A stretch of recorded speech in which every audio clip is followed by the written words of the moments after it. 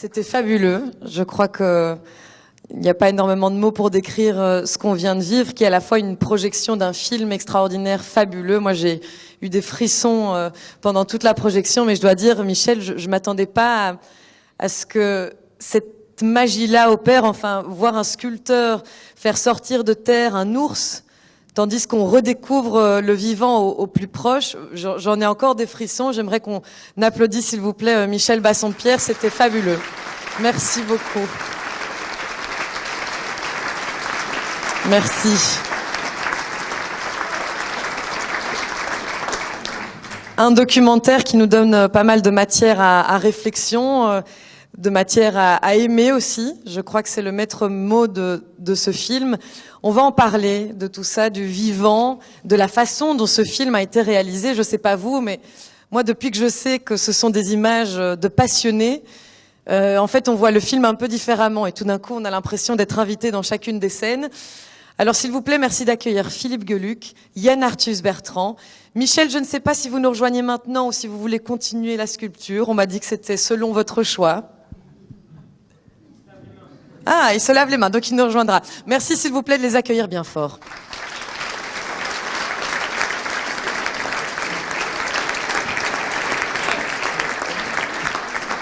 Vous avez chacun votre petit micro. Voilà.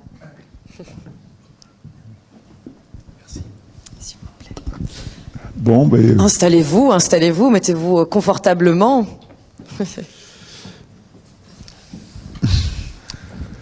Bon, mais ben voilà. Ben bravo. Je partage entièrement le sentiment d'émerveillement devant ce grand film. On a évidemment envie de demander à Yann la façon dont ce film extraordinaire a été réalisé, mais peut-être une réaction. Alors vous le dites, Philippe, c'était dingue. Vous êtes hyper actif, vous, dans la lutte environnementale également. Quand on voit ça, la première idée qu'on se fait, la première réflexion, je ne sais pas la vôtre, mais c'est comment est-ce qu'on peut passer à côté d'autant de vivants? Et j'aimerais votre avis là-dessus avant de poser la question directement au réalisateur. Je suis sans doute, comme vous tous, très impressionné par la diversité vivante qui nous entoure sur un si petit territoire, comme tu en parles au début, qui est en même temps à l'image de la planète entière, puisque la France recèle des paysages variés. On passe du chaud au froid, de la montagne à l'océan, aux mers, aux fleuves, aux marais. J'ai appris beaucoup de choses dans ce film. J'ignorais que la masse, notamment du plancton, représentait un pourcentage tellement énorme de la masse du vivant sur la Terre. Donc, humblement, j'ai appris beaucoup de choses. Plus fièrement, il y a d'autres choses que je savais déjà, mais qu'il est bon de rappeler.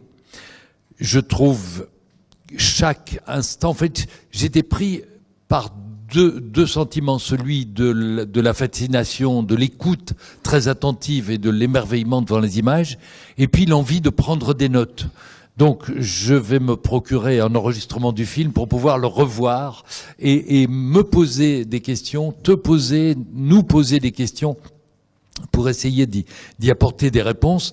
Mais en tout cas, quel plaidoyer brillant, touchant, bouleversant pour le vivant.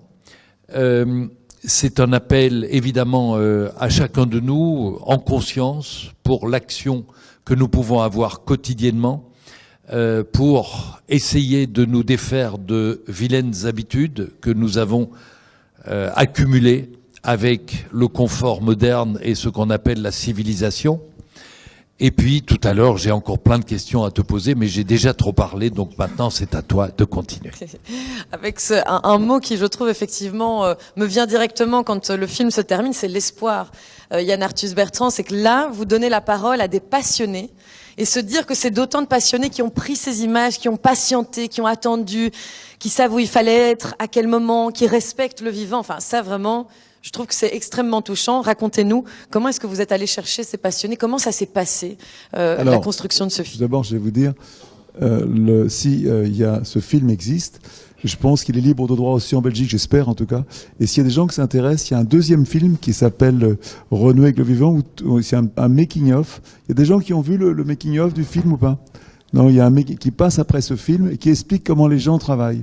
Et on finit avec Vincent Munier, ce fameux photographe qui travaille dans la neige, que vous connaissez tous, qui avait envie de venir ce soir aussi, et qui explique avec le rapport qu'avec son père, comment le grand tétra. Et c'est vraiment un film qui est presque aussi bon que celui-là, et qui était fait uniquement sur tous ces gens qu'on filmait et la passion qu'ils avaient.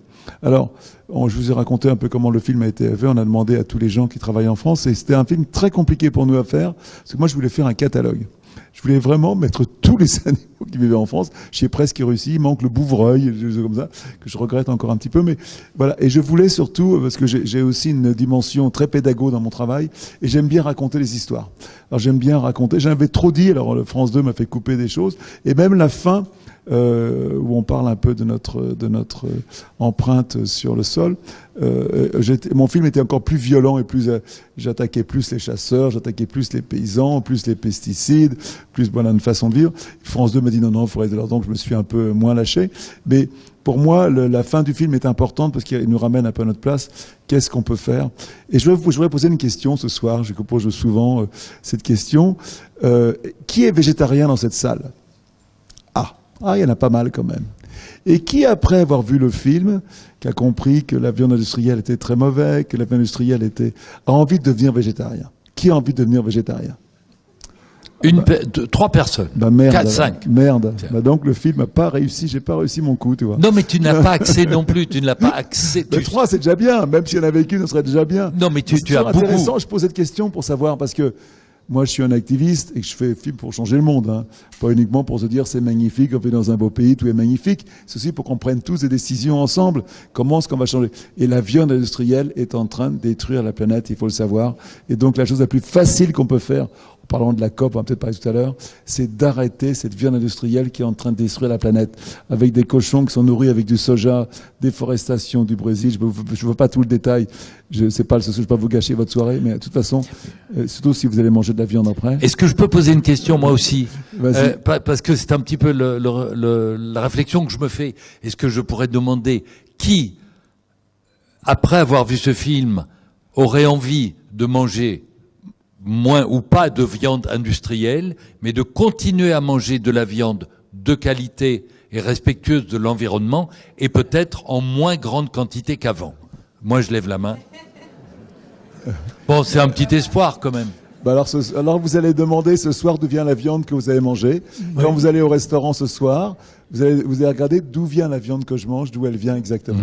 Vous savez qu'en France, par exemple, on va continuer là-dessus, 80% de la viande de bœuf que nous consommons, c'est de la vache laitière réformée. Parce que le lait, les gens qui font du lait gagnent très peu leur vie, qu'une vache pour faire du lait doit faire un veau tous les ans, donc on enlève le veau qui va, bon, je passe les détails, mais dès que le lait est moins de produits, il y a des gens qui font du lait ici, des fermiers, non? Pas ça. Dès que la vache produit moins, immédiatement elle va à l'abattoir. Alors je vais vous dire aussi une chose. J'ai fait une conférence il y a quelques mois au journal Le Monde avec des annonceurs, même moyenne d'âge qu'ici, qui étaient végétariens, un peu moins, qui ont envie de devenir végétariens. Il y en avait 3 sur 400, on doit être 200, donc à peu près normal. J'ai fait la même conférence à Sciences Po sur les étudiants. Écoutez bien ça, 20% de la salle était végétarien et 60% des gens voulaient devenir végétariens. Ce qui veut dire que les jeunes de 20 ans ont bien mieux compris aujourd'hui ce qu'ils doivent faire pour changer le monde. Et oui, alors je vous dis pas ça pour vous culpabiliser, je suis désolé, mais je pense que quelque part, les jeunes de 20 ans ont beaucoup mieux compris que nous aujourd'hui. Et je suis fasciné. Alors, on peut parler moi, c'est un film, c'est pas un film très activiste, c'est un film qui montre la beauté du monde, et mes films que je fais le sont plus. Vous avez peut-être vu Legacy, qui est un film beaucoup plus radical. Et je suis fasciné par l'espèce d'indifférence générale qu'il y a sur les problèmes du monde d'aujourd'hui. Je suis fasciné. On parle de la COP. J'étais tout à l'heure, on va peut-être en parler, on peut en parler ou pas? Ah oui, j'aimerais bien qu'on en parle. Ben voilà. Ça, c'est vraiment le royaume des faux culs, où on va être réunis des gens du monde entier qui arrivent donc pour parler du pétrole. Il faut savoir que je vous conseille d'ailleurs d'aider la Fondation Good Planet qui en parle énormément en Belgique là-dessus. On entendra la Fondation tout à l'heure aussi qui nous donnera un petit mot sur ses missions. Il faut savoir que dans les accords de la COP de Paris dont on parle toujours, et que on sait tous que ce sont les énergies fossiles qui aujourd'hui est en train de, on va le faire bref, en train de tuer la vie sur Terre. Le GIEC nous parle de la fin du monde quand même, alors qu'avant on en parlait dans la Bible. Quand on lit vraiment on parle de la 6e extinction sur Terre. Voilà, puis tout se rapproche plus vite qu'on le pensait. Mais surtout quand l'accord de Paris, imaginez qu'il n'y a pas le mot énergie fossile. Il n'y a pas le mot pétrole, il n'y a pas le mot gaz, il n'y a pas le mot charbon, sinon les pays producteurs ne signaient pas. Et c'est sans doute la première fois qu'il va y avoir une COP dans un pays d'énergie fossile, ou peut-être les énergies fossiles vont vraiment vont être annoncées comme la plaie de l'humanité. Et comment il va falloir qu'on arrive et c'est très compliqué, parce que je vais arrêter. Non, mais je vais arrêter. Pour vous donner un exemple. Si on avait fait cette projection en 1850, 2 personnes sur 3 dans cette salle seraient des paysans. 2 personnes sur 3 seraient des paysans. Mais aujourd'hui, grâce aux énergies fossiles, grâce aux tracteurs, grâce aux machines, grâce aux engrais, aux céréales modifiées, un paysan tout seul, écoutez bien ça, il produit 500 fois plus qu'un paysan en 1850. Ce qui veut dire que les énergies fossiles nous ont amené un confort absolument incroyable. On ne peut pas se priver parce que sans énergie fossile, il n'y a pas de croissance. Et on dépend tous de la croissance ici, tous. On vit de la croissance. Donc c'est cette terreur c'est pas le mot décroissance, mais comment vivre d'une façon différente. Et je suis sidéré par cette façon où on n'essaye même pas de réduire. Dans tous les pays du monde, on ne réduit pas l'importation des énergies fossiles. L'année dernière a été l'année qui a été la plus chaude de l'humanité, et c'est l'année où on a consommé le plus d'énergie fossile. Est-ce qu'un gouvernement comme la France, par exemple, et j'ai posé la question au ministre, pourrait pas essayer de réduire? Jean-Marc Jancovici, vous connaissez peut-être, qui en parle très bien, il suffirait de réduire de 3, 4, 5% par an la consommation d'énergie fossile pour peut-être arriver à l'accord de Paris. Mais personne même envisage de le faire parce qu'on met notre économie en danger et donc les emplois et donc le pouvoir d'achat. Donc on continue exactement comme avant, on savant qu'on va dans le mur. Mais Yann Arthus-Bertrand va déjà à la fin de la conférence, qui avait un début, un milieu, une fin. Ah, je suis désolé. Non, mais pas du tout, mais c'est juste qu'on voulait justement rebondir un tout petit peu sur l'espoir qu'il y a dans ce film. L'espoir, il est là, bien sûr, mais on va parler de la COP28. Il est dans chacun d'entre nous. Vous êtes toutes les personnes qui sont ici, vous représentez l'espoir. Je voudrais vous voulez changer, vous êtes tous des espoirs en vivant. Et vous avez la solution, vous avez la mission, changer ces choses-là. Vous êtes l'espoir. L'espoir, il est là, il est devant moi. Non, mais d'autant qu'en regardant des images, et je vais vous laisser réagir, Philippe, mais en regardant les images qu'on a vues tout à l'heure, je pense que ce type de message aussi, via cette vie, via ces images, ce vivant, ça peut parfois toucher une corde sensible que les plus grands plaidoyers n'arrivent pas à toucher. Voilà, c'était la petite parenthèse. Je voulais qu'on rebondisse là-dessus tout à l'heure. Et moi, je voudrais revenir 3 secondes sur mon métier, puisque je vais illustrer les propos de Yann en citant un dessin que j'ai fait il y a quelques années. C'était le chat. Je sais pas si vous connaissez, il y en a qui font des ours, d'autres qui font des chats. C'est le chat qui disait à la COP machin truc et machin chouette, nous avons pris tel et tel engagement. Et nous ne les avons pas tenus.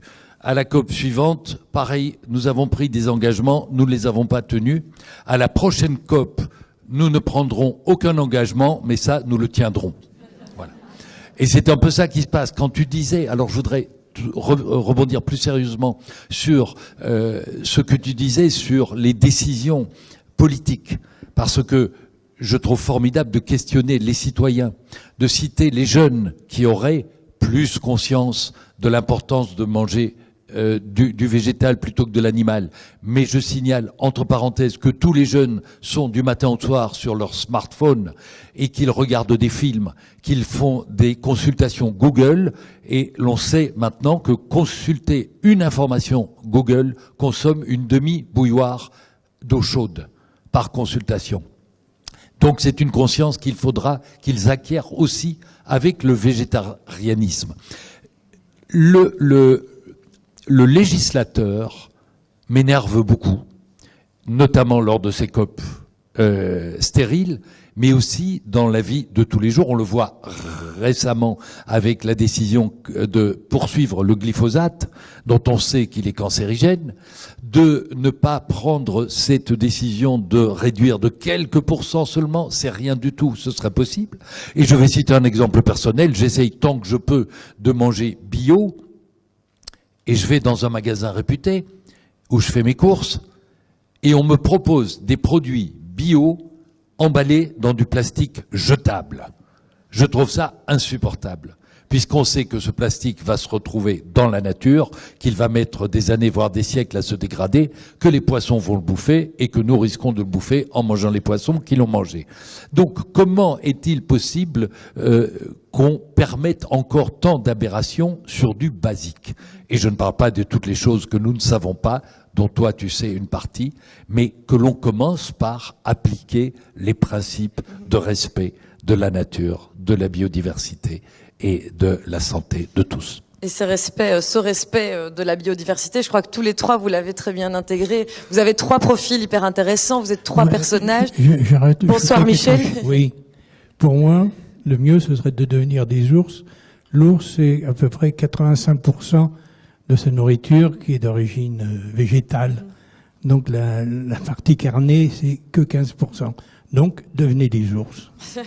En plus, il n'y a pas besoin de chauffage. Avant de devenir, on peut sculpter des ours, essayer de sensibiliser. Vous auriez du poil sur les pattes, donc pas besoin de chauffage en hiver. Non mais, bon, ça c'était pour la blague. Les ours vont devenir plus en plus...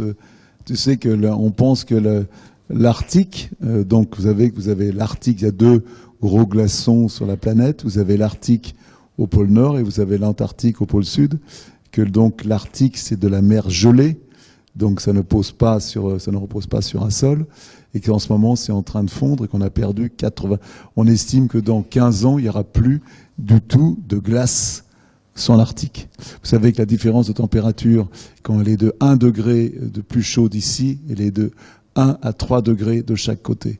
Et donc les ours blancs, par exemple, on sait tous aujourd'hui qu'ils descendent vers Tchatchi, qu'ils sont en train de changer d'alimentation, puisqu'ils se nourrissent donc avec des bébés phoques, et ils ont un gros problème. Il y a toute cette biodiversité des grands froids est en train, va s'adapter, mais d'une façon différente.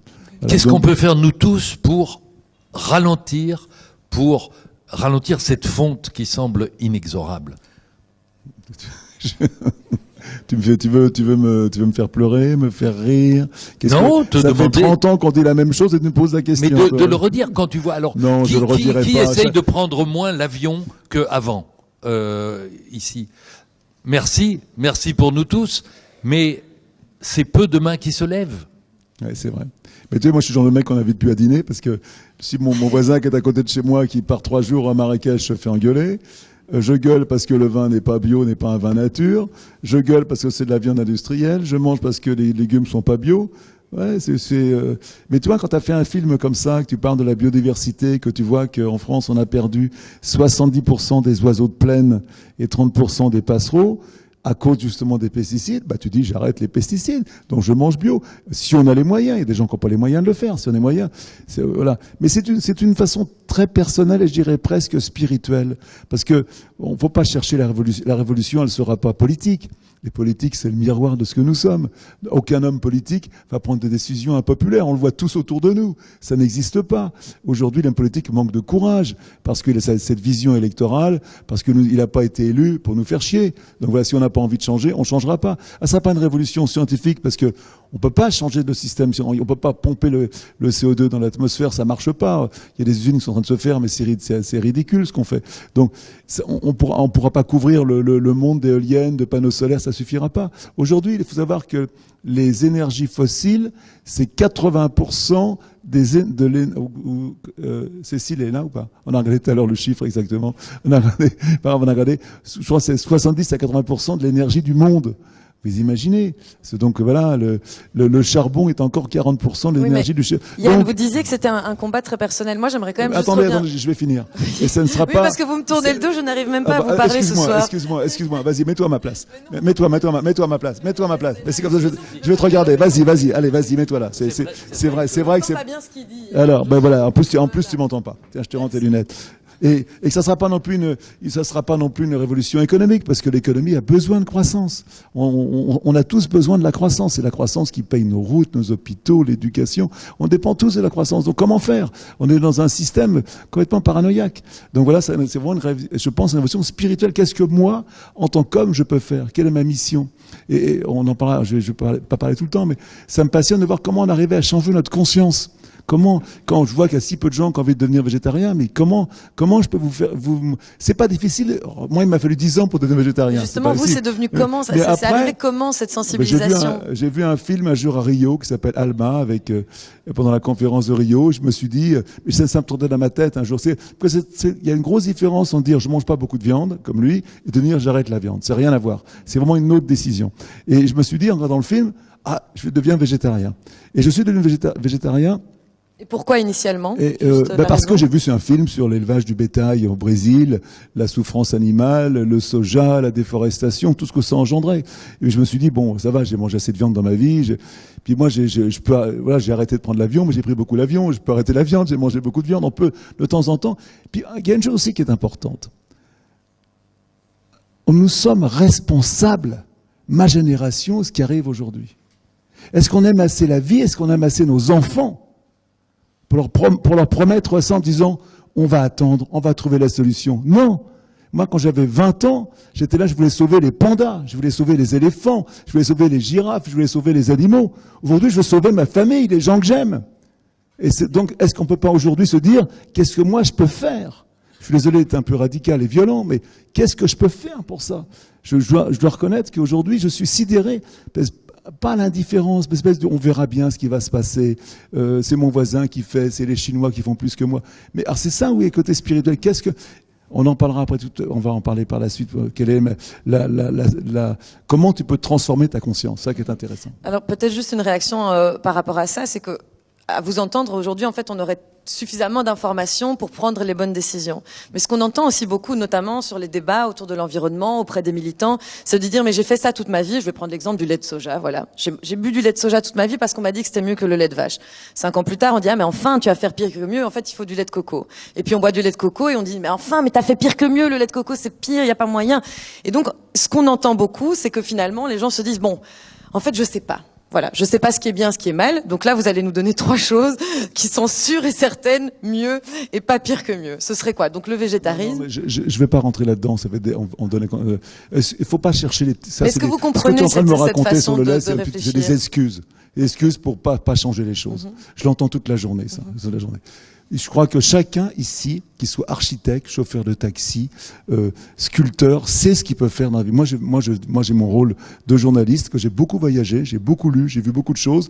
Je suis complètement convaincu. On va vers une catastrophe. C'est-à-dire, tous les jours dans la télévision, vous l'entendez, tous les étés, on voit ce qui se passe à la télévision. Comment moi, je peux participer à rendre le monde meilleur? Peut-être que je vais pas changer grand-chose, mais ma mission, c'est de le faire. Sinon, ma vie aura servi à quoi? À quoi aura servi ma vie? Je suis pas capable de rendre un monde meilleur. C'est le rôle de l'homme, c'est ça. C'est de faire un rôle meilleur. On est tous. Et c'est comme ça qu'on a réussi à construire tout ce qu'on a réussi à faire. Voilà. Et je pense que aujourd'hui, on a tous, on peut tous réfléchir. Qu'est-ce que moi je peux faire? Mais le soja, ça, excuse-moi, mais c'est du détail. Bien sûr, il y a plein d'erreurs qui ont été faites. Avant, moi, je détestais le nucléaire. Maintenant, j'adore le nucléaire. On est tous en train de changer. On évolue. Voilà. Mais en même temps, c'est révélateur de quelque chose que je ressens profondément aussi. Je suis d'accord avec toi que l'important est de prendre conscience de ces enjeux et pour ceux qu'on aime d'abord, essayer de nous améliorer tous. Et au-delà de ça, pour ceux qu'on ne connaît pas, on le fera aussi. L'important est de faire rayonner cette espèce de changement qui est indispensable. Tu le dis clairement. Je pense que beaucoup de personnes se posent la question de se dire si moi je change, si ma famille proche change, est-ce que ça va faire changer l'ensemble du problème? Et que je pense qu'il y a une forme de découragement face à l'ampleur des problèmes à résoudre. Tu entends ce que je dis? Ouais. Et que j'entends autour de moi des gens dire mais moi je vais m'empêcher de prendre la voiture, je vais rouler à vélo, manger végétarien, c'est formidable. Et à côté de ça, il y a 1,5 milliard de Chinois qui rêvent de s'acheter une bagnole, de manger de la viande, etc. Et je n'ai rien contre les Chinois. C'est un exemple que je donne. Donc, c'est de se dire, moi, je fais un paix de lapin face à une usine à gaz. Est-ce que j'ai tort de penser ça et de le redouter? C'est ce qu'on entend. C'est quelque chose qu'on entend quand même assez Mais régulièrement. je vis avec ça au quotidien, moi. Je vis avec ça au quotidien. Et qu'est-ce que tu me Je répondrais? pense que ce qui est intéressant, c'est ce que je fais moi. Alors, je vais vous dire. Je suis désolé, on n'en fait pas beaucoup parler. Notre sculpteur, là, quand même, qui a très envie de parler. C'est quelqu'un de très bavard, il paraît-il. Hein. Oui, D'ailleurs, là, il est en train de... Il est intarissable. Ah, il est intarissable. Tu veux pas, Michel, tu veux pas faire un deuxième ours pendant qu'on parle? Non, parce que Michel a très envie de parler du vivant, mais pas forcément de l'écologie et du combat écologique. Donc ce sera dans un petit instant. Moi, je repense à ton film et je voyais surtout le générique, parce que j'ai vu plusieurs fois déjà chez moi à la télé. Il est merveilleux, il est très beau. Et dans ce générique, je voyais tous ces gens qui ont filmé et je voyais énormément d'amour de la vie, la connaissance, mais tous ces grands enfants qui ont un tel plaisir à les filmer les animaux, parce que il faut de l'amour pour passer des journées entières dans le froid, par exemple, ou les nuits aussi, pour pouvoir filmer, pour avoir des séquences. Plus difficile encore pour faire des séquences que pour faire que de la photo, par exemple.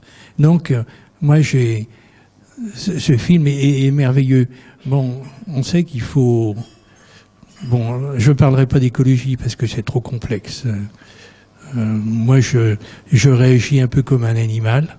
J'ai passé des nuits, même tout seul en forêt, parce que c'est là que je suis heureux. Mais donc, il y a des choses dont je parlerai pas. Je suis quelqu'un de la forêt, je suis pas quelqu'un de la ville, je suis pas un citadin. Enfin, je me sens pas.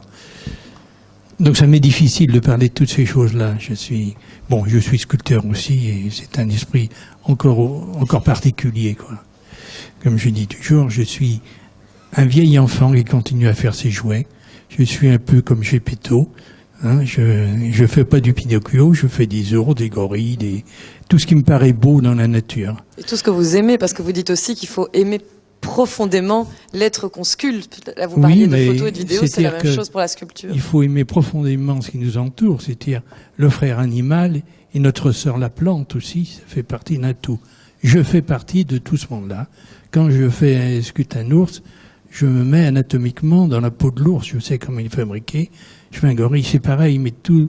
Et puis quand on regarde une fourmi, quand on regarde tout ça, mais c'est tout ce qui est vivant est absolument extraordinaire. Mais même une plante, bon, on dit, ça n'a peut-être pas de cerveau, mais ça doit souffrir puisque ça se modifie quand on coupe des branches, tout ça. Donc, il faut beaucoup d'humilité. Pour moi, l'écologie, c'est énormément d'humilité. C'est de la philosophie. C'est se rappeler que tout ce qui est autour ne nous appartient pas, qu'il y a un effort à faire au niveau de la consommation. Mais là, bon, c'est pas mon domaine. Je ne suis pas scientifique. Mais j'aimerais rebondir justement sur ce mot, l'humilité, parce que ici, moi, j'entends parfaitement, Yann, il y a comme une colère, et c'est évidemment parfaitement normal. Est-ce que cet amour qu'il y a dans ce film, qu'il y a dans les sculptures de Michel, qu'il y a dans le chat de Philippe, est-ce que cet amour du vivant, on l'enseigne suffisamment? Est-ce qu'on le propage suffisamment? Est-ce qu'on n'a pas passé directement à l'étape « Ah mince, il y a urgence, vite, faites ce qu'on vous dit ». Je ne parle pas de vous évidemment, mais des politiques qui tout d'un coup arrivent avec des programmes qu'eux-mêmes ne sont pas capables de respecter. Est-ce qu'on n'a pas skippé l'étape fondamentale qui est apprenez à regarder autour de vous, à aimer le vivant et à comprendre le cycle du vivant? Une fois qu'on l'aime, probablement qu'on le protège. Le vivant, c'est quoi? C'est les hommes. Regarde ce qui se passe à Gaza aujourd'hui, ce qui se passe en Ukraine. Est-ce qu'on n'a pas appris à respecter la vie? On a été élevé là-dedans, dans l'amour de l'homme. Et ce qui se passe quand même? Malheureusement, il y a notre instinct profond à l'intérieur de nous, de bagarre. On vit dans une espèce de banalité du mal. Ma France, qui est le pays des droits de l'homme, qui est le pays des ONG, le 3e vendeur d'armes au monde. On est dans une espèce de voilà. Pourquoi? C'est du business, c'est de l'économie. Et aujourd'hui, c'est pour ça que je parle de spiritualité, parce qu'on ne peut pas arriver à changer ce que nous sommes, nous. C'est de nous dire, moi j'ai fait un film que peut-être vous connaissez. Est-ce que quelqu'un a vu ce film qui s'appelle Human ici? Est-ce que quelqu'un l'a vu? Qui l'a vu? Voilà. Bon, c'est bien parce qu'il y a encore beaucoup de gens qui peuvent le voir. C'est un film. Il y a aussi les gens qui n'arrivent plus à lever le bras, hein, parce qu'il y a des personnes qui souffrent de rhumatisme. Elles sont excusées, évidemment. Et dans ce film, on a été interroger des gens dans le monde entier sur le sens de la vie. Et c'est un film que j'ai fait parce qu'un jour, je suis tombé en panne d'hélicoptère dans un petit village qu'on appelle les agriculteurs de subsistance. Ce sont les gens qui ne vendent rien, les gens qui travaillent tous les jours comme un sacrifice quotidien. J'ai parlé debout parce que j'ai l'impression que les gens là-bas ne me voient pas et j'aime bien voir les gens à qui je parle. Et cette personne c'est des gens qui font beaucoup d'enfants pour avoir des bras pour travailler.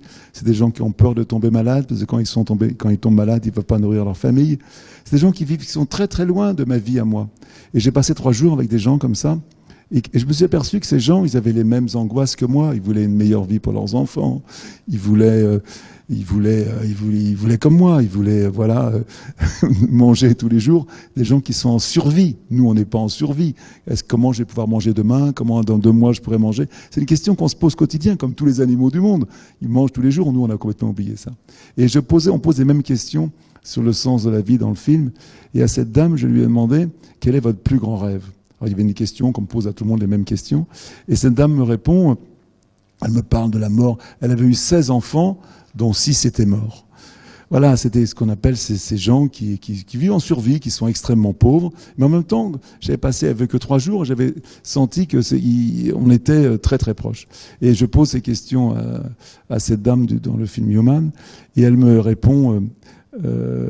quel est votre plus grand rêve? Elle me parle d'éducation, elle me parle de la santé de ses enfants. Je dis non, toi en tant que femme, en tant qu'être humain, qu'est-ce que tu aurais à me dire? Quel est ton plus grand rêve? Et elle m'a dit quelque chose à lequel je pense tous les jours. Tous les jours j'y pense. Elle a baissé les yeux, elle a réfléchi, et très doucement elle me dit, j'aimerais mourir avec le sourire. C'est formidable. Ça veut dire quoi? Ça veut dire que de sa vie, on aurait été content de la vie qu'on a eue, qu'on aurait été content de ce qu'on a fait, de ce qu'on a réalisé. Et c'est très difficile de mourir avec le sourire, d'accepter. On va tous mourir, on le sait, mais qu'est-ce qu'on va faire de sa vie? Et c'est là où la spiritualité est importante. Même si le chinois fait quelque chose qui n'est pas bon pour l'environnement, c'est toi, tu peux le faire. Tu dois quand même le faire. C'est ça qui est important. Et je pense que la vie, elle a aucun sens. C'est toi qui donnes du sens à ta vie. Et tous les gens qui sont ici peuvent donner du sens à leur vie. Et moi, mon métier, c'est de convaincre à travers mes films, à travers mes conférences, à travers ma fondation, d'essayer de vous dire, on peut tous faire quelque chose de sa façon. On fera pas, il y en a qui vont faire petit, d'autres qui feront beaucoup, mais on a tous le devoir de le faire. Et c'est ça qui est important. Et je peux vous dire que, on parlait d'amour tout à l'heure, mais moi, j'ai été dans tous les pays du monde photographier les plus beaux endroits du monde. Je suis vraiment un spécialiste de la beauté. Je veux dire, j'ai vraiment été photographié. J'étais dans 130 pays, vraiment photographié en 40 ans, photographié les plus beaux endroits du monde. Mais c'est quoi la beauté aujourd'hui? C'est pas forcément un chêne dans un champ, les plus belles montagnes, les plus belles rivières, les plus beaux animaux. Ce sont les gens qui font. C'est les gens qui aiment, c'est les gens qui partagent. Et c'est ça, cette beauté-là qui m'intéresse aujourd'hui. Beaucoup plus que la beauté stérile ou la beauté des musées. Ce qui m'intéresse, c'est la beauté des gens. Et cette beauté, elle a un nom très simple, c'est l'amour, tout simplement. Et ce mot amour, pour moi, fait partie aujourd'hui de ma vie de plus en plus. Qui vraiment, c'est ça qui me permet de tenir debout et d'accepter ce qui est en train d'arriver. Oui, mais pour entendre... Oui, bravo. C'est vrai que c'est magnifique. Mais ça c'est un enseignement. Ça, c'est un enseignement que vous nous partagez ici. Mais comment fait-on pour que cet enseignement arrive plus tôt? Comment fait-on pour que justement cette spiritualité, vous dites, c'est spirituel. Bien sûr que c'est spirituel, mais on se réveille pas un matin en disant, ah, finalement, je crois que j'ai vraiment envie d'éveiller ma spiritualité. Pourquoi? Oh, ça peut arriver de se réveiller, mais c'est un peu dommage de se réveiller un matin, peut-être parfois à 45, à 35, à 25, à 15 ans, à 2 ans pour les plus jeunes, mais on peut être accompagné aussi dans cette invitation-là. Mais d'où l'importance de l'éducation, Justement. de la transmission, de la bienveillance envers ceux qui arrivent, de l'information. Et c'est dans ce sens que c'est scandaleux de voir que nos gouvernements, de plus en plus, retirent des moyens à l'éducation, à la culture, ce qui est la pierre angulaire de tout. Ce que nous dit Yann n'est autre chose que cela. C'est qu'il faut dire aux enfants l'importance du vivant, de la nature, du respect d'autrui depuis le plus jeune âge.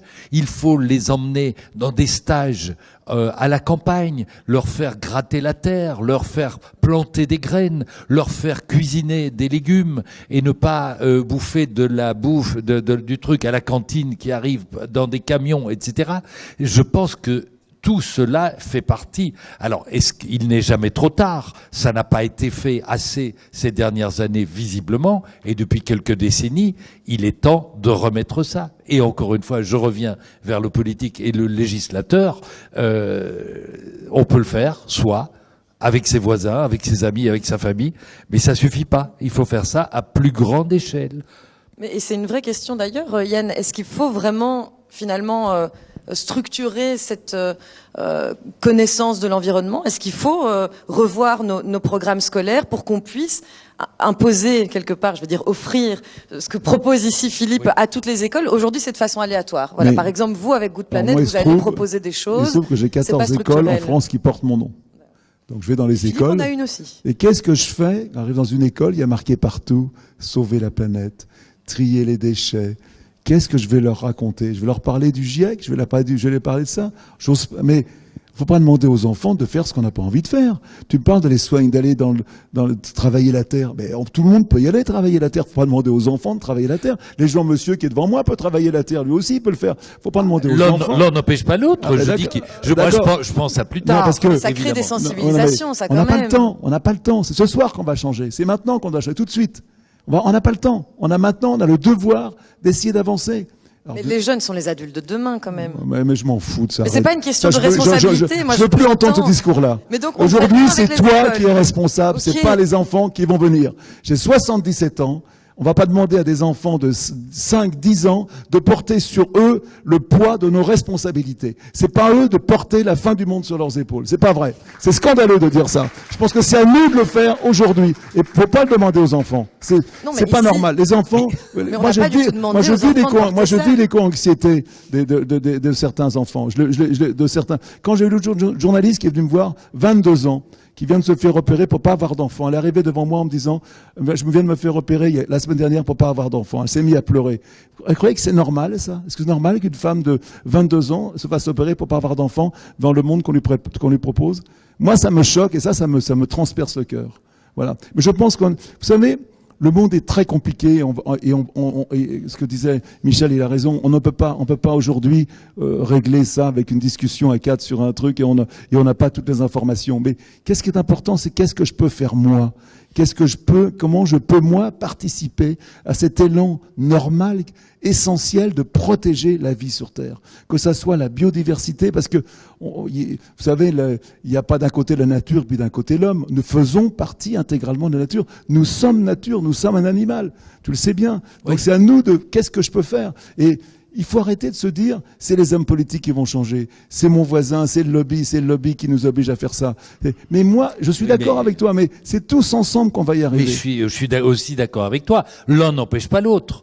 Je veux dire, de transmettre ça à des enfants, je pense que c'est vertueux parce que quand on transmet, on comprend bien aussi sûr, soi-même. Bien sûr. Donc l'un n'empêche pas l'autre. Ce qu'on dit n'est pas opposé. Et évidemment. Cela dit, je voudrais revenir à 2-3 exemples que tu nous montres dans ton film. Je trouve que les animaux ne sont pas très sympas les uns envers les autres non plus. Hein. Ils passent leur temps à se bouffer les uns les autres, à se déchiqueter, à se dévorer. Faut pas s'étonner que l'animal être humain se comporte de la même façon. Merci le chat. Pardon, merci Philippe. Mais c'est l'impertinence du chat là quand même qu'on entend un tout petit peu. Non, c'est ce que j'ai vu aussi. Effectivement. Le chiffre qui est d'ailleurs très interpellant. Je rajouterais que les animaux se bouffent entre eux, effectivement. Les plantes se mangent entre elles ou s'étouffent pour prendre de la place pour vivre. Et ils se mangent entre eux pour vivre. Alors que nous, on détruit un peu quelquefois seulement pour notre confort ou pire, pour du fric. Et là, c'est un peu dommage quand même.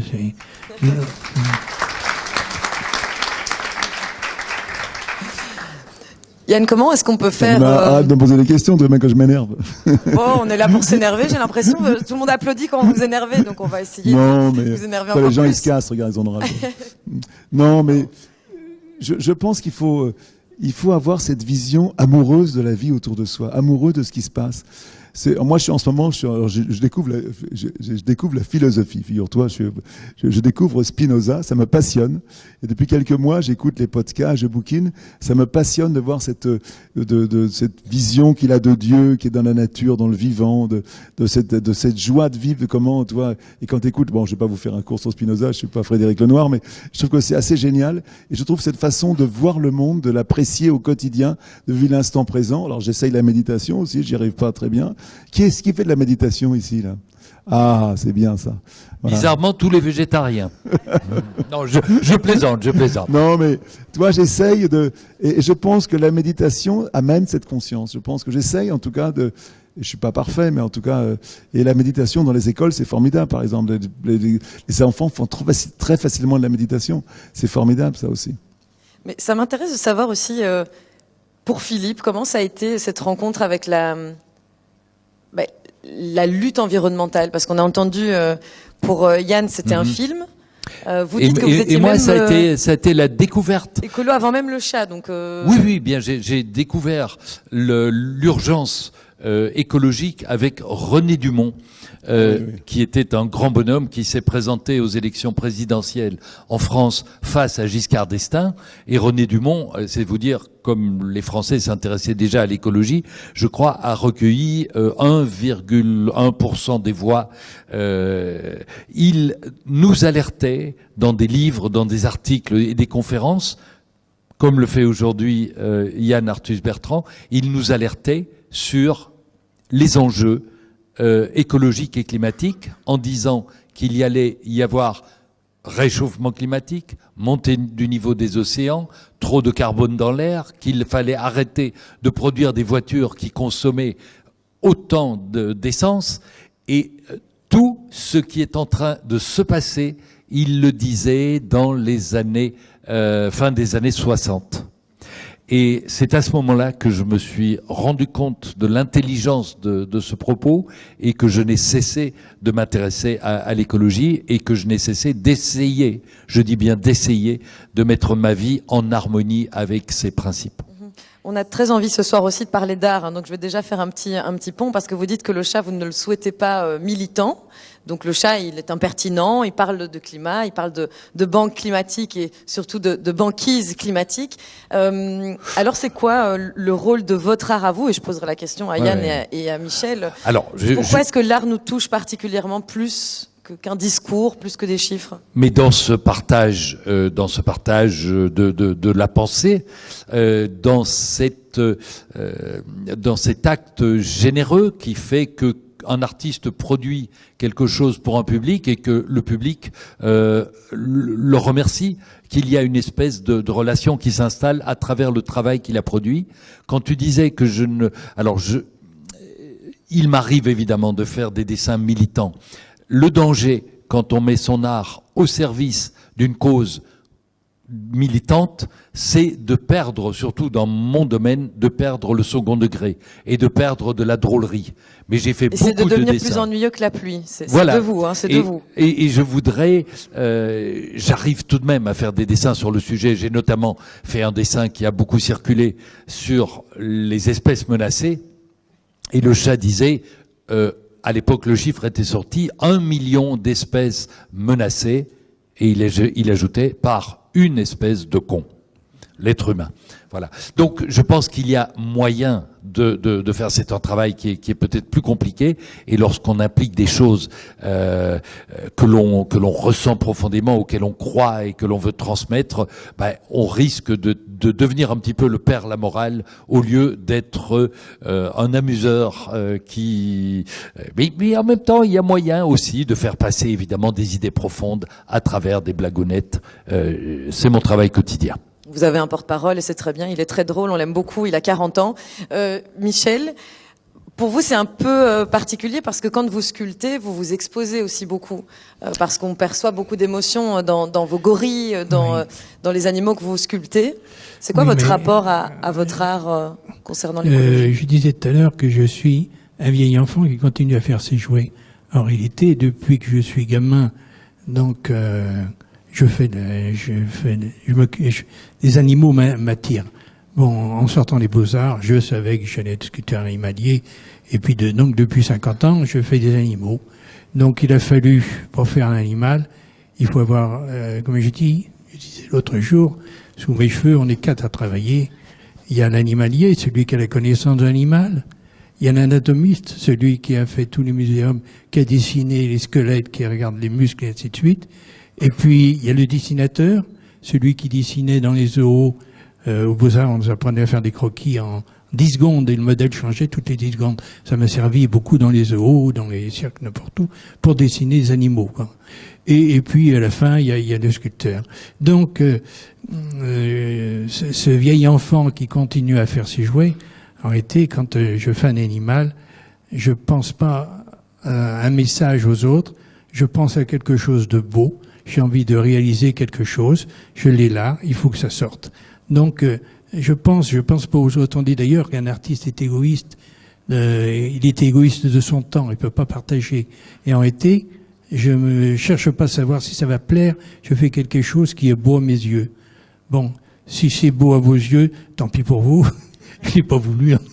Non, je veux dire par là, c'est si mon art peut servir à protéger quelque chose, à vous faire prendre conscience, comme tous ces cinéastes qu'on a vus dans le générique, à vous montrer que la nature, que la vie, tout ce qui est vivant est beau. Pourquoi pas? Si ça peut aider, je veux le prendre dans ce sens-là. Mais en réalité, je suis sculpteur et le sculpteur oublie tout le reste. Quand il fait, il oublie tout. Et je dirais même plus, quand je suis en train de faire un animal, j'oublie presque au bout d'un moment l'animal pour avoir du plaisir à la sculpture, c'est-à-dire le modeler, des volumes, des plans, des lignes, et ainsi de suite. Mais c'est peut-être une déformation après 50 années de sculpture. Mais toujours garder son enthousiasme et son humilité, observer, regarder, et prendre du plaisir à regarder et à observer ce qui nous échappe. Et se sentir toujours tout petit. Et rien n'est plus agréable en forêt que de s'asseoir au pied d'un arbre, le plus discrètement possible, ne pas être debout parce que l'animal va nous repérer tout de suite, s'asseoir discrètement au pied d'un arbre, presque rentrer dans le tronc de l'arbre et observer et voir à quel point, mais c'est génial à ce moment-là. On découvre, on fait partie de ce clan des animaux, de ce clan des bêtes sauvages. Et c'est peut-être là qu'on trouve vraiment du plaisir à sa propre existence. Se voir qu'on n'est pas un humain tout seul, et on fait partie des animaux, on fait plus partie du monde des humains, du monde des inhumains d'ailleurs, quelquefois. Voilà, moi je préfère rêver. Rêver, et puis tout le monde a rêvé. Il n'y a rien de plus agréable que de rêver, ça coûte pas cher en plus. Et ce sont vos œuvres aussi qui nous inspirent beaucoup. Et je vous invite vraiment, si vous ne l'avez pas encore fait, à observer les œuvres de Michel Bassompierre. Il y a une émotion, mais une poésie. Enfin, ça donne des frissons. On a l'impression d'être aux côtés de cet animal qui est fascinant, hein, à la fois le gorille et l'ours, puisque ce sont vos animaux. Alors, je ne sais pas si ce sont vos animaux favoris, mais c'est ceux que vous aimez le plus sculpter. Yann Arthus Bertrand, on entend ici J'ai envoyé un petit SMS à mon copain Cédric Dumonceau là-bas. que l'on salue, évidemment. Salut Cédric. Je t'ai envoyé un petit SMS, tu veux rester dîner avec nous, comme ça on le sait. On se dit en direct, c'est plus simple. Et tout le monde est invité. Yann, donc ici, on sent qu'il y a une volonté de partager la beauté. Vous, il y a une volonté de réanimer tout ce monde inanimé. Pourquoi est-ce que vous faites des films mais pourquoi est-ce que vous n'êtes pas lancé en politique, par exemple, vous qui êtes tellement investi d'une cause? Je serais nul en politique, je serais nullissime. On n'est pas parce qu'on est bon dessinateur ou bon réalisateur qu'on peut faire de la politique. Chacun a sa place. Moi, j'estime que je fais bien mon job de photographe, de réalisateur, et ça me va très bien. On m'a proposé plusieurs fois, mais je suis très mauvais. Puis je me sentirais pas du tout à l'aise chez les politiques. Du tout. Mais tu fais de la politique à travers ton travail, bien sûr. C'est Nicolas Hulot, il me disait, quand il était ministre de l'Environnement, il a fait 2000 réunions en 2 ans. 2000 réunions, et après chaque réunion, il y avait il faut gérer les pressions des ONG, des syndicats, des lobbies, des agriculteurs. C'est infernal comme job.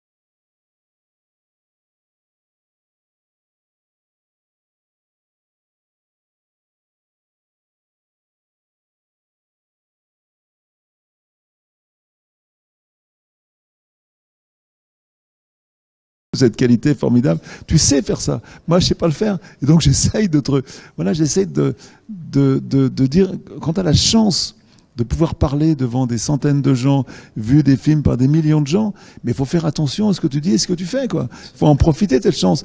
Et j'essaye d'amener, ce qui m'anime, de vivre dans un monde meilleur, et surtout d'amener de pas oublier qu'on est tous des hommes, quoi, et qu'on est tous ensemble.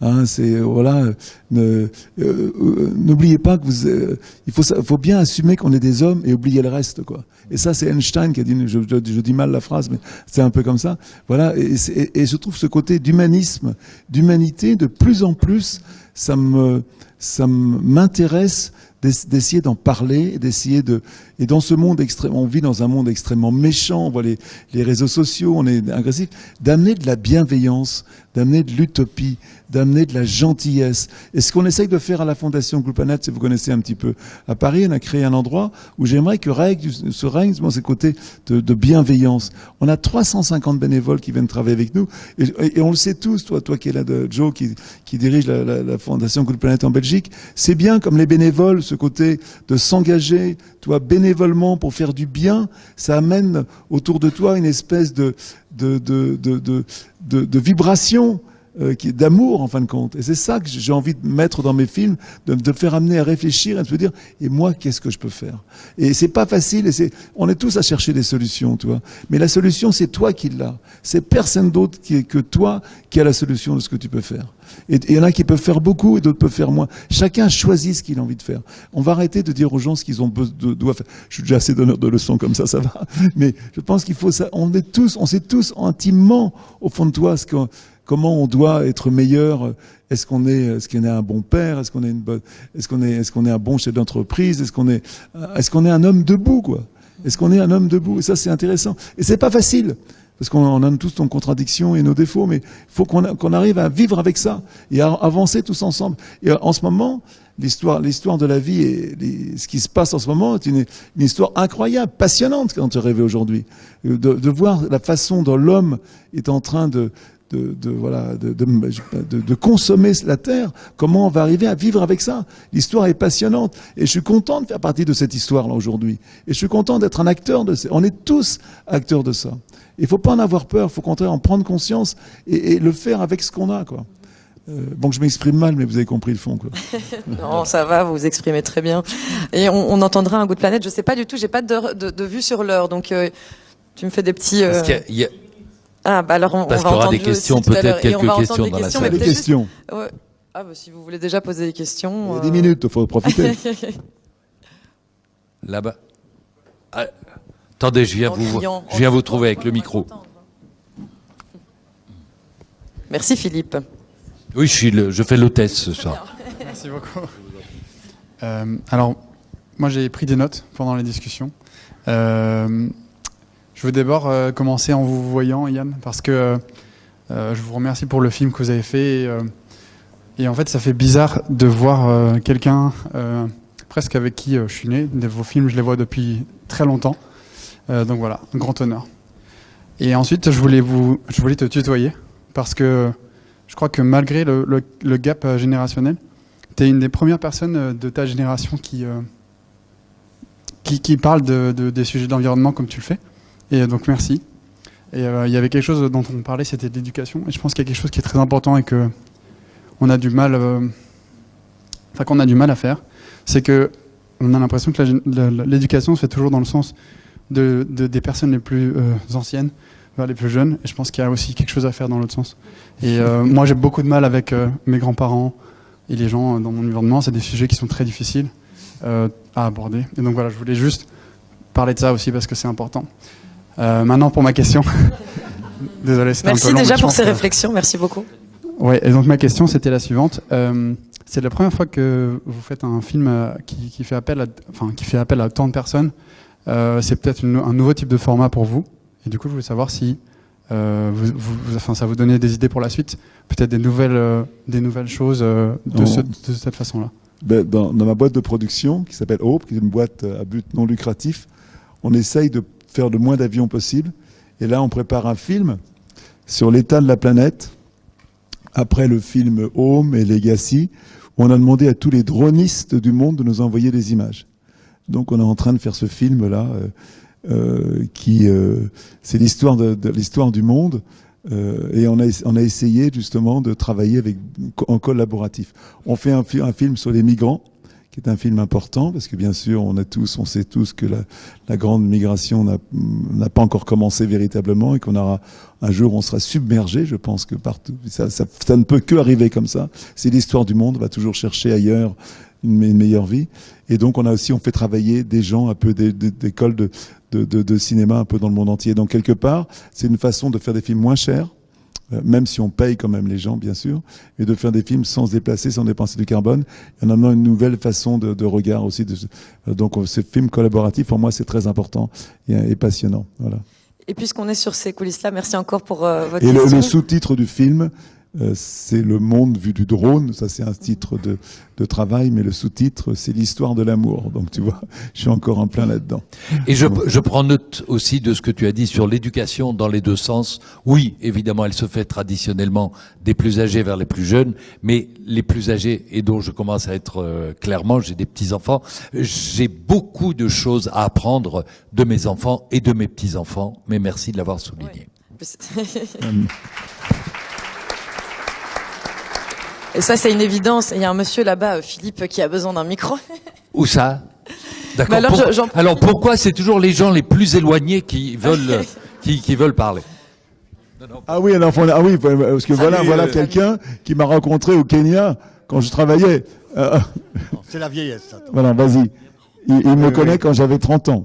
Oui, ça a 40 ans, hein, Yann. 40 ans. 40 ans, ouais. Donc, je voulais d'abord te dire que c'est un slogan.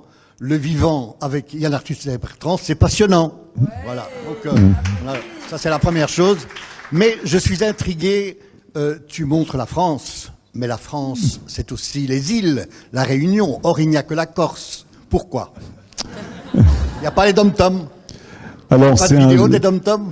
Alors, faut savoir que sur la biodiversité en France, la biodiversité, il y en a beaucoup plus en Guyane, par exemple, qu'il y en a chez nous, la biodiversité dans les forêts primaires.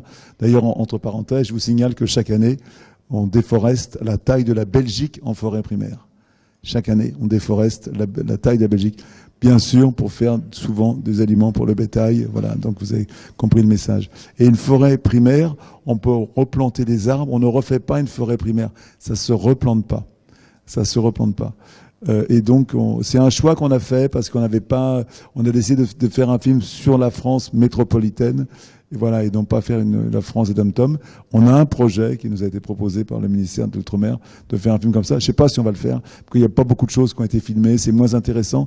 Et surtout, faire un film sur la France en prime time sur France 2, ça intéresse tout le monde. Tu fais un film sur la biodiversité à l'étranger, voilà, BBC le fait très très bien.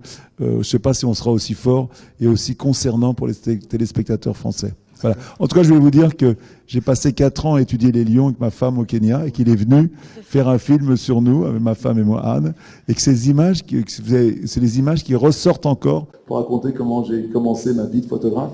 Et je dis souvent que ce sont les lions qui m'ont appris la photographie. Voilà. Oui, et tu connaissais scientifiquement parlant aussi.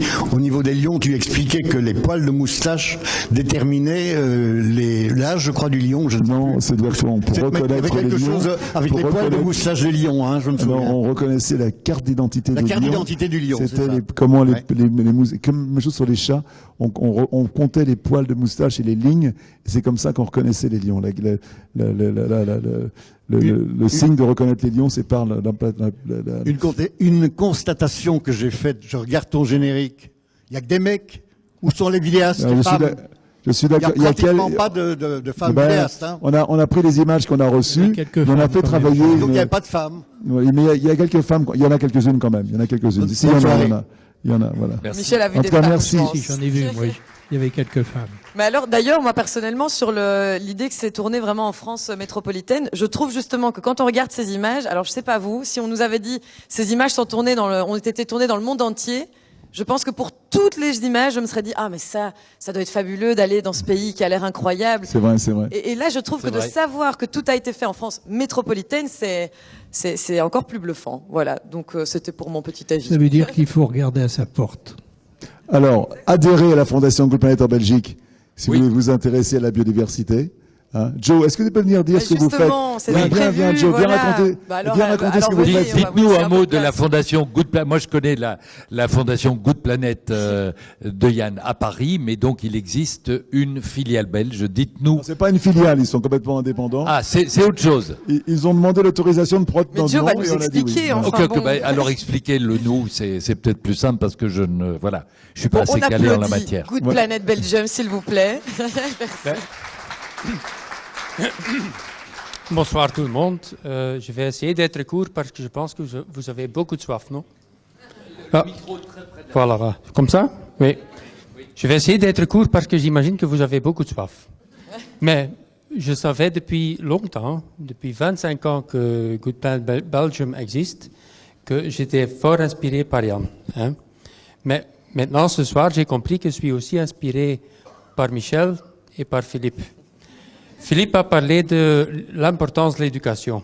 C'est ce qu'on fait avec Good Planet. Yann, je le savais, c'est un activiste, il a parlé de l'importance de l'action. Et en fait, Michel, il nous a fait une leçon de humilité. En fait, c'est ça qu'on fait avec Good Planet Belgique. On va semer de l'espoir. En fait, ce que je dis toujours, on fait de l'éducation. Yann a raison quand il dit que c'est trop tard pour l'éducation, qu'on n'a pas le temps d'attendre. Mais l'éducation, c'est quand même la base. Sans éducation, on ne va pas changer le monde. Donc, on essaye d'aller rapide, d'aller vite, et donc on fait de l'éducation. Je vais vous expliquer. Je vais donner quelques exemples, et comme ça, pour les exemples, parce que j'étais dans le débat, on a parlé de climat, de l'alimentation, tous nos thèmes de Good Planet en Belgique, on travaille sur ces thèmes. On fait par exemple l'accompagnement des cantines scolaires pour une alimentation saine, durable. On travaille beaucoup sur le climat, mais je n'ai pas le temps de parler de ça, donc je vais retourner au sujet de ce soir, la nature. Et quelle beauté en France! Je suis étonné comme vous, toute cette beauté en France. Je ne savais pas que c'était si beau. Alors, je vais te donner une idée. Essaye de faire le même film en Belgique avec la Fondation. Voilà. Voilà, c'est ça qu'il faut faire. Très bonne idée. Et on ne doit pas être modeste parce qu'il y a aussi beaucoup de beauté, beaucoup de nature, encore, heureusement, en Belgique. Pas assez, hein? On a vu dans le film les abeilles. J'ai bien compris et entendu dans le film qu'il y a plus que 1000 espèces d'abeilles en France. Mais en Belgique, il y en a 402. 402. Et seulement une seule qui donne du miel. Mais, Donc on peut récolter du miel. et ça, c'est la même qu'on a aussi en Belgique, l'abeille noire. Mais 402, mais ce que vous ne savez peut-être pas, c'est qu'un tiers de ces abeilles sont vraiment menacées aujourd'hui. Par exemple, sur ça, on essaye de faire l'éducation. On a créé un projet qui s'appelle, en français, mais on travaille partout en Belgique, en français, c'est l'abeille de mon cœur. Et qu'est-ce qu'on fait? On va en fait inspirer des associations, mais surtout beaucoup d'écoles. Hein, pour l'instant, il y a plus que 1000 écoles qui participent à ce projet Abeilles de mon cœur, et ils vont semer des prairies fleuries. Avec des espèces, on a vu ça aussi dans le film, des espèces qui sont disparues, qui sont indigènes, qui ont toujours vécu ici, chez nous, en Belgique, mais qui sont disparues parce que, voilà, on l'a vu dans le film, les champs, grandes cultures, il n'y a plus de place pour les fleurs. Hein. On va tout de suite utiliser des herbicides contre les fleurs. Donc, qu'est-ce qu'on fait maintenant avec ces 1000 écoles? On va semer dans les terrains, dans l'école ou autour de l'école, des prairies fleuries pour que ces abeilles ont de nouveau des chances. Comme ça, on a semé maintenant, parce que c'est un peu bizarre, tout le monde pense aux prairies fleuries au printemps, quand c'est trop tard en fait. Non, c'est maintenant la saison novembre de semer. Avec ces écoles-là, on a semé 5000 déjà, entre-temps, 5000 prairies fleuries en forme de cœur, inspirées de nouveau par Yann, en forme de cœur. Bon, il y a... Oui, on a des photos, voilà. N'hésite pas, c'est un exemple de l'éducation. En fait, les écoles apprennent sur les abeilles, sur les pollinisateurs, sur l'importance des insectes, sur les fleurs, sur la biodiversité, mais en même temps, ils font quelque chose. Eux-mêmes, hein, ils ne vont pas dire que ce sont les Chinois qui doivent le faire, non. Ils le font ici, chez nous, maintenant. Et c'est ça qu'on essaye de faire. Il y a plein d'exemples. C'est la saison de plantation. Il y a des associations partenaires ici, comme Jane Goodall Foundation. J'ai parlé des abeilles. Il y a le Butterfly Box, beaucoup de partenaires ici. Ça, c'est aussi important. Travailler ensemble. Ça, c'est aussi quelque chose qu'on a oublié. C'est chacun pour soi. Si on veut changer quelque chose, il faut vraiment travailler ensemble. Nous, avec Good Plant, on a fait le choix de créer la nature là où c'est possible, proche de chez nous, proche des êtres humains, et aussi d'utiliser la nature pour l'être humain. Pas pour manger toute la nature, non. Utiliser la nature pour son propre santé. Par exemple, un des autres projets, c'est sur les cours de récré. Je crois que notre génération est née avec un cours de récré quand vous avez le souvenir, béton, gris, triste. C'est ça qu'on essaie de changer. En Belgique, on a adapté les 3 dernières années 600 cours de récré dans les écoles en Belgique, qui sont maintenant plus vertes, qui incitent à l'aventure, qui apportent la nature au cours de récré. Et ça, c'est hyper important, parce qu'il y a plein de preuves scientifiques que pour la santé mentale, mais aussi physique, c'est hyper important pour les enfants et pour nos jeunes. Enfin, quelques exemples de notre éducation et humilité, aussi très important. J'ai été touché par les mots de Michel. C'est aussi quelque chose qu'on doit de nouveau apprendre, nous tous, et aussi dans les écoles, mais aussi nous tous. Eh bien, mille merci, voilà. Good Planet Belgium. Merci d'applaudir. Fabuleux. Alors, si vous vous posez des questions sur Good Planet Belgium, même si tout est sur Internet, bien sûr, on est en 2023, mais on a aussi un petit bureau avec plein de fascicules et plein d'informations intéressantes, des livres de Michel Bassompierre qui vous attendent également. Le mot de la fin peut-être de Yann, un mot plein d'espoir, d'éducation. J'ai envie de vous dire que je vous aime, tout simplement. Ah. Merci beaucoup. Merci encore à Michel Bassompierre et à toute son équipe. Merci à Philippe, parrain de l'exposition, parrain de la soirée aussi, parce que vous avez arrondi les anges. Oui, donc je voulais juste préciser qu'il dit il vous aime, mais il aime malgré tout un peu plus les végétariens que les autres. Hein. On est d'accord. Mais c'est peut-être ça qui va nous pousser à être végétarien. Et surtout ceux qui vont le devenir. Non, mais méditons les mots de Yann. Si vous ne le devenez pas vous-même, tout de suite, complètement, tendez-y et encouragez ceux qui vous entourent à le devenir. C'est là que la transmission peut opérer. Privez les enfants de viande et servez-leur que des légumes, et comme ça, ils comprendront qu'ils peuvent nous bâtir un monde meilleur. Merci beaucoup, Philippe. Ah, encore un petit mot. Je voulais encore dire, on vous aime aussi. Et pour prouver ça à tout le monde, j'ai parlé des semées, des prairies fleuries. À l'entrée, là, il y a des semences, des fleurs, et chacun qui veut peut prendre une chaussette de semences. Il y en a assez, à mon avis, pour tout le monde. Fabuleux. Merci beaucoup. Merci à tous. Je pense qu'on n'a pas parlé des plantes carnivores. C'est un peu injuste, mais enfin. Cette conférence ne finira jamais. Hein. Merci, bravo.